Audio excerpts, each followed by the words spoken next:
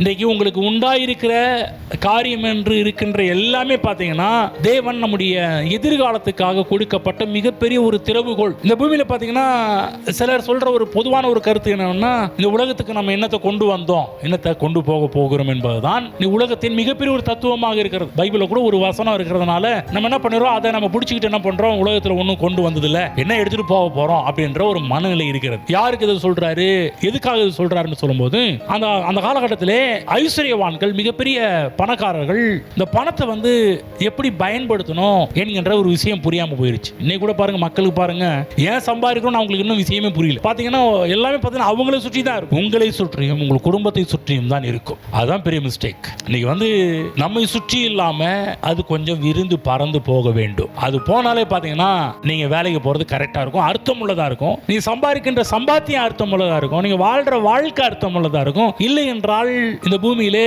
சுயநலம் உள்ளதாகவே நம்முடைய வாழ்க்கை காணப்படும். இங்க அதான் நடந்துச்சு.